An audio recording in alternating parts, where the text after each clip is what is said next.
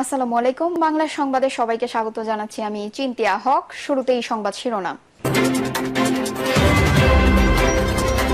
ইউনূস, আপনি কিন্তু ফানুস হয়ে উড়ে যাবেন। এদিকে নাবালক পোলাপানের কথায় অন্তর্বর্তী সরকার চলে, বললেন খায়রুল কবির খোকন।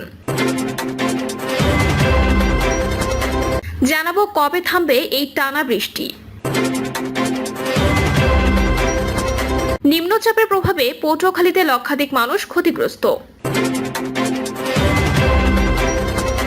এবং সর্বশেষ জানাবো ডিসেম্বরে বিএনপি নির্বাচন দাবি। এটা কেবল বিএনপির দাবি না, জনগণের দাবি। শুনছিলেন সংবাদ শিরোনাম, এবারে বিস্তারিত। ইউনূস, আপনি কিন্তু ফানুস হয়ে উড়ে যাবেন। বিএনপি নেতা খালেক বলেছেন, আমাদের 60 লক্ষ নেতাকর্মী জেল কেটেছেন, তারা বন্দুকের গুলির সামনে আন্দোলন করেছেন। বিএনপিকে ভয় দেখানোর চেষ্টা করবেন না। এই 60 লক্ষ বাঘ যদি একবার ডাক দিয়ে ওঠে, তাহলে ইউনূস আপনি কিন্তু ফানুস হয়ে উড়ে যাবেন। প্রধান উপদেষ্টার উদ্দেশ্যে বিএনপির নেতা বলেন, আপনি নোবেল পেয়েছেন, আপনাকে সম্মান দিতে চাই। সম্মান রক্ষা করে ডিসেম্বরে ভালোই নির্বাচন দিয়ে দেন। আর ভোট করার ইচ্ছা থাকলে আসেন, নির্বাচন করে প্রেসিডেন্ট হন, মেনে নেব, সমস্যা নাই। আর পায়তারা করে ভোট বানচালের চেষ্টা করলে বাংলাদেশের মানুষ কিন্তু ক্ষমা করবে না। এনসিপি সমালোচনা করে তিনি বলেন, আজ এনসিপি ছোট ছোট বাচ্চারা শত শত কোটি টাকার মালিক হয়েছে, তারা বিএনপিকে ভয় দেখায়। আরে বাংলাদেশের গতকাল যে জনসভা হলো, মাত্র 3টা সংগঠনের সভা, 50 লক্ষ লোক হলো। তারা ফু দিলে তোমাদের এনসিপি আর বাংলাদেশের বাকি সব দল কোথায় উড়ে যাবে, বাতাসে খুঁজে পাওয়া যাবে না। তিনি আরো বলেন, এনসিপি হলো বাংলাদেশের চিলড্রেন পার্টি। ছোটবেলায় আমরা পড়েছি, মৌমাছি মৌমাছি কোথা যাও নাচি নাচি, দাঁড়াও না একবার ভাই। ওই ফুল ফোটে বনে, যাই মধু আহরণে, দাঁড়াবার সময় তো নাই। এনসিপি এখন বলে, এনসিপি কোথায় যাও চুপি চুপি, দাঁড়াও না একবার ভাই। টাকা পাই যেইখানে, যাই মোরা সেইখানে, দাঁড়াবার সময় তো নাই। এনসিপি নেতাদের উদ্দেশ্যে তিনি বলেন, আগে বিএনপির একটা ওয়ার্ডের নেতা হওয়ার যোগ্যতা অর্জন করো, তারপর স্বপ্ন দেখো। আমরা চাই তোমরা আমাদের সঙ্গে থাকো। ছোট ছেলে, বাচ্চা ছেলে অনেক কিছু আবেগ দিয়ে বলে ফেলো। এ সময় সরকার, এনসিপি ও জামাতের ব্যাপারে নেতাকর্মীদের প্রস্তুত থাকতে বলেন বিএনপির এ নেতা। নাবালক পোলাপানের কথায় অন্তর্বর্তী সরকার চলে, বললেন খায়রুল কবির খোকন। আজকে নাবালক পোলাপান যারা ছেলের বয়সী, তারা আমাদের নসিহত করে, আমাদের বিরুদ্ধে কথা বলে, সেটা কি মেনে নেওয়া যায়? এমন প্রশ্ন তুলে বিএনপি যুগ্ম মহাসচিব খায়রুল কবির খোকন বলেছেন, তাদের কথায় যে বর্তমান অন্তর্বর্তী সরকার চলে, তারা কি নির্বাচিত সরকার? তাদের কি জনগণের ম্যান্ডেট আছে? এই যে উপদেষ্টারা আছেন, নিরাপত্তা উপদেষ্টার বাংলাদেশের নাগরিকই না বিদেশি নাগরিক, তারা কিভাবে দেশ চালাবে? জনগণের আন্দোলনে তাদের কি ভূমিকা? জনগণ কি চায় তারা কিভাবে বুঝবে?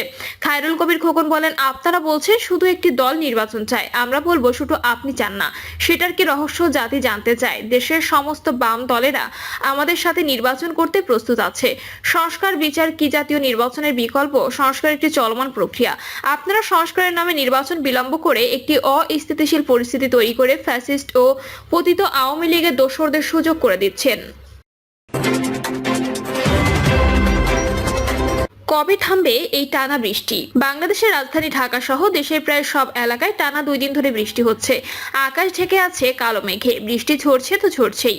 কিছুক্ষণ বিশ্রাম নিয়ে কখনো মুষলধারে তো কখনো হালকা বৃষ্টি। এই অবস্থায় জনমনে তাই প্রশ্ন, কবে থামবে এই টানা বৃষ্টি? গত 24 ঘন্টায় দেশের সর্বোচ্চ বৃষ্টিপাত রেকর্ড করা হয়েছে নোয়াখালীর মাইজদি কোর্টে, 285 মিলিমিটার। বঙ্গোপসাগরে সৃষ্ট একটি লঘুচাপ ঘনীভূত হয়ে প্রথমে নিম্নচাপ ও পরে গভীর নিম্নচাপে পরিণত হওয়ার কারণেই বর্ষা মৌসুমের আগে আগে এমন বৃষ্টি দেখা মিলছে। গভীর নিম্নচাপটি বাংলাদেশের উপকূল অতিক্রম করে বৃহস্পতিবার রাতে আবহাওয়া অধিদপ্তর জানিয়েছে, স্থলভাগে উঠে এসে এটি স্থল নিম্নচাপে পরিণত হয়েছে। সর্বশেষ আবহাওয়া পরিস্থিতি জানিয়ে প্রকাশিত বিশেষ বিজ্ঞপ্তিতে বলা হয়েছে, শুক্রবার সকাল 9টার দিকে টাঙ্গাইল ও আশেপাশের এলাকায় অবস্থান করছিল নিম্নচাপটি। এটি আরো উত্তর বা উত্তর পূর্ব দিকে অগ্রসর হয়ে বৃষ্টি ছড়িয়ে ক্রমশ দুর্বল হতে পারে বলা হয়েছে। স্থল নিম্নচাপের প্রভাবে উত্তর বঙ্গোপসাগর উপকূলীয় অঞ্চলে মেঘের উপস্থিতি রয়েছে এবং উপকূলীয় এলাকায় ঝোড়ো হাওয়া বয়ে যেতে পারে। এর প্রভাবে ঢাকা সহ সারা দেশে আজও বৃষ্টি অব্যাহত থাকবে, তবে তার মাত্রায় হেরফের ঘটবে বলে বিবিসি বাংলাকে জানিয়েছেন আবহাওয়াবিদ ডক্টর আবুল কালাম মল্লিক। আবহাওয়া অধিদপ্তরের পূর্বাভাসে বলছে, আজ দেশের 8টি বিভাগের অনেক জায়গায় হালকা থেকে মাঝারি ধরনের বৃষ্টি বা বজ্রসহ বৃষ্টি হতে পারে। ঢাকা, ময়মনসিংহ, খুলনা, বরিশাল, চট্টগ্রাম ও সিলেটের কোথাও কোথাও ভারী থেকে অতি ভারী বৃষ্টিপাত হতে পারে। রোববার পর্যন্ত এই পরিস্থিতি মোটামুটি অপরিবর্তিত থাকবে, তারপর থেকে বৃষ্টিপাত কমতে শুরু করবে বলে জানাচ্ছেন আবহাওয়াবিদ মল্লিক। মৌসুমী বায়ুর প্রভাবে বর্ষাকালে বৃষ্টি এর সঙ্গে মিলে যাওয়ার কথা বলছেন তিনি। ফলে আগামী সপ্তাহ জুড়েই বৃষ্টি দেখা মিলবে। দুর্যোগপূর্ণ আবহাওয়ার কারণে চট্টগ্রাম, কক্সবাজার, মোংলা ও পায়রা সমুদ্র বন্দরে 3 নম্বর স্থানীয় সতর্ক সংকেত দেখে যেতে বলা হয়েছে। এছাড়া উপকূলীয় এলাকায় অভ্যন্তরীণ নদীবন্দরগুলো থেকে সংকেত 2 এবং অন্য স্থানে 1 নম্বর সংকেত দেখাতে বলা হয়েছে। পূর্বাভাসে দেশের 6 জেলায় বন্যার পূর্বাভাস দিয়েছে বন্যা পূর্বাভাস ও সতর্কীকরণ কেন্দ্র। এসব এলাকায় নদ নদীগুলোর পানি বিপদসীমা অতিক্রম করতে পারে বলে জানিয়েছেন পানি উন্নয়ন বোর্ডের সংস্থা। জেলাগুলোর মধ্যে রয়েছে ফেনী, মৌলভীবাজার, সুনামগঞ্জ, হবিগঞ্জ, সিলেট ও নেত্রকোনা। ফেনী বাদে বাকি 5 জেলা হাওর অঞ্চলে। আগামী 2 দিন পর্যন্ত বরিশাল, খুলনা, চট্টগ্রাম বিভাগের উপকূলীয় নদীতে স্বাভাবিকের চেয়ে বেশি উচ্চতায় জোয়ার হতে পারে বলে সতর্ক বার্তা দিয়েছে সংস্থাটি। এছাড়া সুরমা, কুশিয়ারা নদীর পানি কমছে, তবে আগামী 3 দিন বাড়ার আভাস থাকলেও বিপদসীমার নিচ দিয়ে প্রবাহিত হতে পারে। নিম্নচাপের প্রভাবে পটুয়াখালীতে লক্ষাধিক মানুষ ক্ষতিগ্রস্ত। পটুয়াখালীতে নিম্নচাপের প্রভাবে সৃষ্ট জলোচ্ছ্বাস ও ভারী বৃষ্টিপাতে ব্যাপক দুর্ভোগে পড়েছেন জেলার বাসিন্দারা। জেলায় 8টি উপজেলার 62টি ইউনিয়ন ও 4টি পৌরসভার পানি ঢুকে সৃষ্টি হয়েছে জলাবদ্ধতা। এতে ক্ষতিগ্রস্ত হয়েছে অন্তত 1,19,000 মানুষ। জেলা প্রশাসনের দুর্যোগ ব্যবস্থাপনা শাখা থেকে দুপুরে প্রেরিত প্রাথমিক ক্ষয়ক্ষতির একটি প্রতিবেদন থেকে তথ্য জানা গেছে। জেলা প্রশাসক আবু হাসনাত মোহাম্মদ আরেফিন স্বাক্ষরিত SOS ফর্মে উল্লেখ করা হয়, চলতি নিম্নচাপ ঘূর্ণিঝড়ের রূপ না নিলেও ক্ষতির দিক থেকে এর প্রভাব ছিল অনেক বেশি।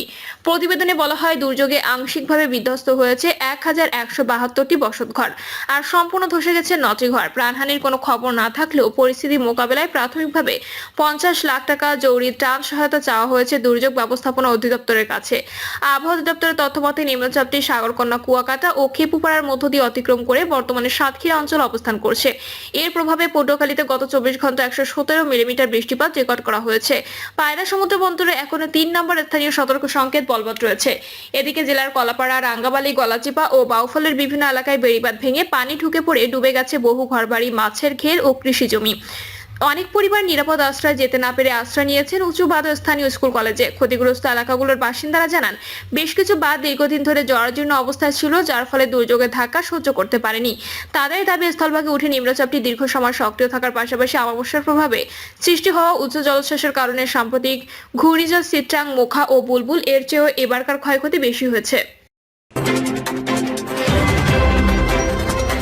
ডিসেম্বরে বিএনপি নির্বাচন দাবি, এটা কেবল বিএনপির দাবি না, জনগণের দাবি। এনসিপি ও ইসলামপন্থী বাদে অন্য রাজনৈতিক দলগুলো অবশ্য বিএনপির এই অবস্থানকে ইতিবাচকভাবেই দেখছেন। বিশেষ করে গত 9 মাসে সরকারের সামগ্রিক কর্মকাণ্ড এবং বাড়তে থাকা রাজনৈতিক বিভাজন ও মতানৈক্যের প্রেক্ষাপটে দ্রুত নির্বাচন করা জরুরি হয়ে পড়েছে বলে মনে করছেন গণ অধিকার পরিষদের সভাপতি নুরুল হক নূর। আমরা রাজনৈতিক দলগুলো আলাপ আলোচনা করেছি যে নির্বাচনের একটা সুনির্দিষ্ট দিন তারিখ ঘোষণা করা দরকার, বলেন তিনি। সেক্ষেত্রে ডিসেম্বর থেকে জানুয়ারি বা ফেব্রুয়ারির প্রথম সপ্তাহ কিংবা এপ্রিলের মধ্যে নির্বাচন আয়োজন করা যেতে পারে বলে মন্তব্য করেন তিনি।